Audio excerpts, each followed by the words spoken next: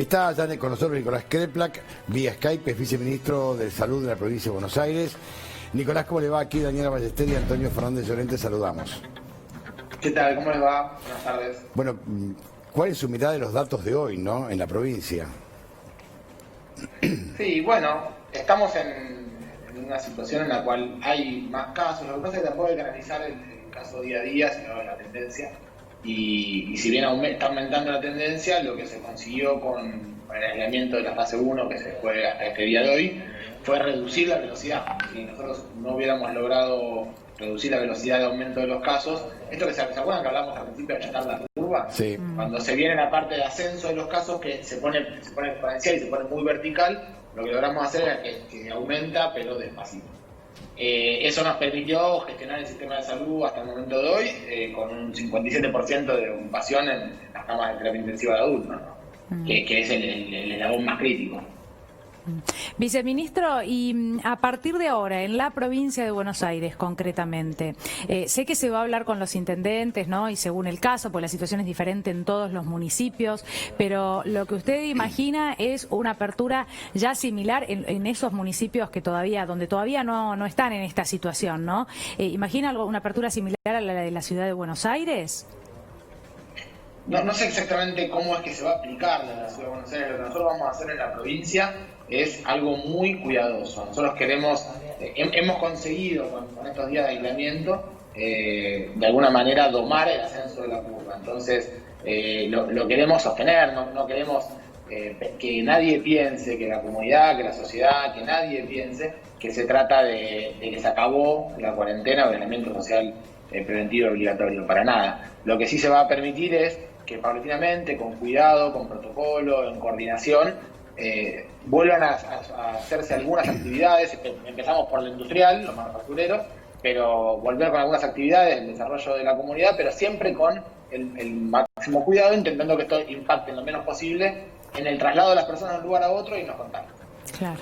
Bueno, hoy fue récord en provincia, ¿no? Pero más allá del récord de hoy, uno se pregunta, ¿qué va a pasar con el transporte público? Porque hay muchísima gente que con las actividades abiertas en la ciudad de Buenos Aires tiene que trasladarse para poder trabajar. Entonces, ¿qué va a pasar con esto? Porque el gran problema es el transporte público. Sí, sin duda. La idea es que sean negocios de cercanía, sí. Entonces que no tengan un gran movimiento de personas. Eso hay que evitarlo. Sí, esto está visto en todo el mundo. Cuando aumenta el traslado de personas de un lugar a otro, consecutivamente, unos días después, aumentan los contagios.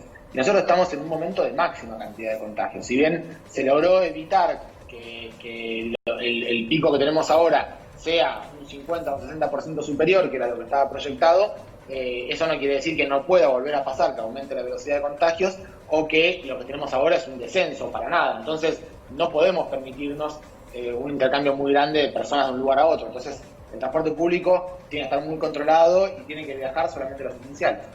Pero ayer algunos infectólogos nos decían que las cifras todavía, entiendo yo, hasta el día de hoy, eran reflejo de los días anteriores, en realidad no de esta cuarentena más estricta que tuvimos las últimas 2 semanas, por ejemplo. ¿Esto todavía es así? Es decir, ¿no deberíamos alarmarnos ante un incremento de casos o que se mantengan los casos en 4.500 por cuántos días más? Bueno, lo que pasa es que, claro, en estas cosas son rangos, ¿no? Es un rango. Una persona que se contagia tiene síntomas entre 4 y 7 días después o hasta 12 días después, ¿no? Claro. Entonces, entre 4 y 12 días podría hacerlo. Entonces, uno empieza a ver cosas que tienen que ver con el primero, 14 días después empieza a ver las expresiones de lo que pasó con un contagio, pero también lo puede ver 5 días después. Y de hecho, los casos más graves son los que más rápidamente presentan síntomas. Entonces, uno va viendo una mezcla, se va como solapando una cosa con otra, no es que a partir de un día lo que se ve ya es de una situación o de otra.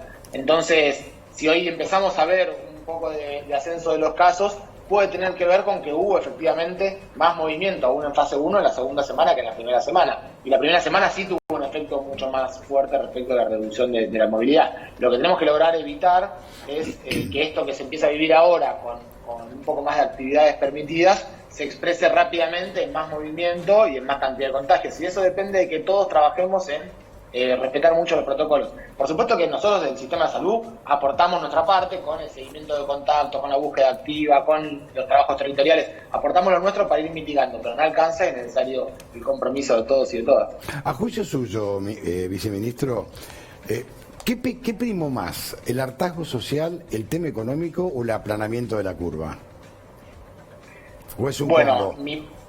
Es un combo de todo, con una parte particular en que lo que a mí más me compete del trabajo tiene que ver con el aplanamiento de la curva. Yo, si no hubiera observado un aplanamiento significativo de la curva, que hoy vemos que el porcentaje de ocupación de cama de terapia intensiva que tenemos en la provincia, que está en 57%, en el segmento más complejo, si nosotros agarramos el AMBA entera, si agarramos el AMBA en todas las camas de terapia, tenemos un 52%. 57% es la de adultos, que es la que es más compleja.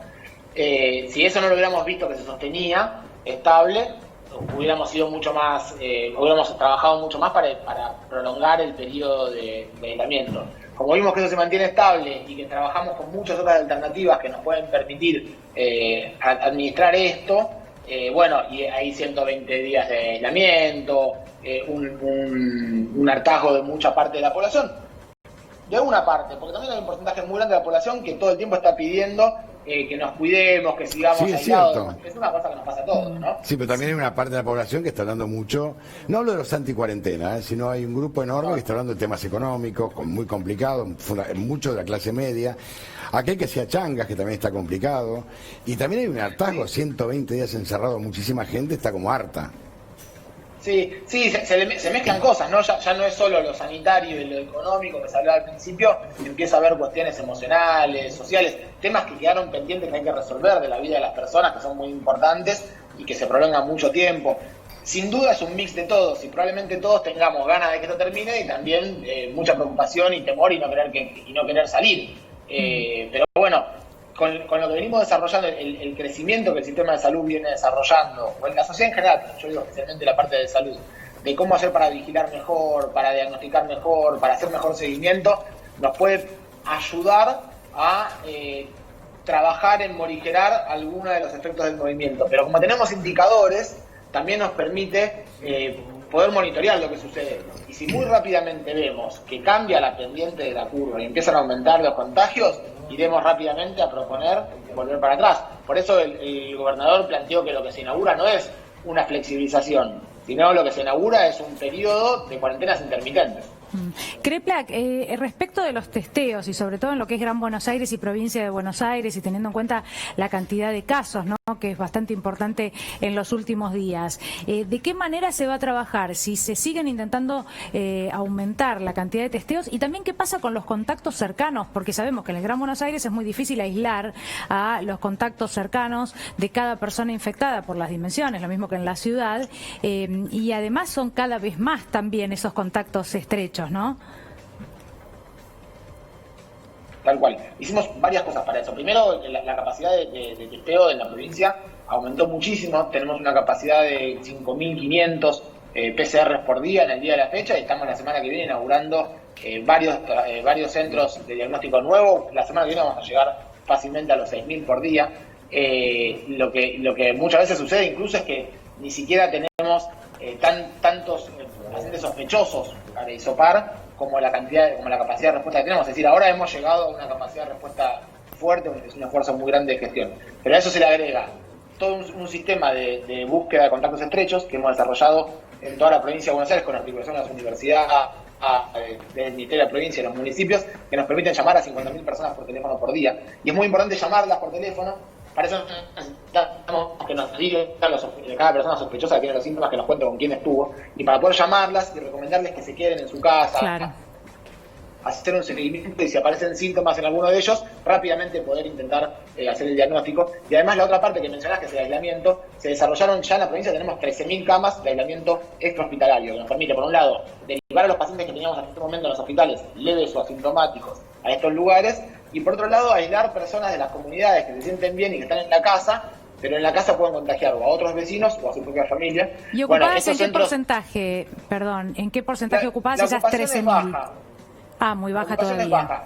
Bien. Es baja porque hicimos todo un sistema, ahora el gobernador va a anunciar en los próximos días un programa nuevo incluso para estimular esto, pero hicimos un sistema para estimular el desarrollo de estos centros, y de hecho está Tecnópolis inaugurado, que tiene está muy bien puesto, que realmente tiene de todo, para que sea más fácil a uno querer ir, pero también es cierto que mucha gente tiene que dejar su casa con el temor que significa abandonar su casa, sus cosas. Pensemos que hay chicos, que hay muchas personas con las cuales uno vive que no las quiere dejar. Bueno, queremos también explicarle a la gente que cuando uno se va de su casa a un centro de aislamiento, no solo se cuida a sí mismo, sino que además cuida a sus vecinos, cuida a su familia, reduce la posibilidad de contagio. Tal cual. Así que, de vuelta en esto, la solidaridad es uno de los valores principales para cuidarnos y para prevenir la enfermedad. Nicolás, le mandamos un fuerte abrazo, muchísimas gracias. Muchas gracias a ustedes, un abrazo grande. Un abrazo grande.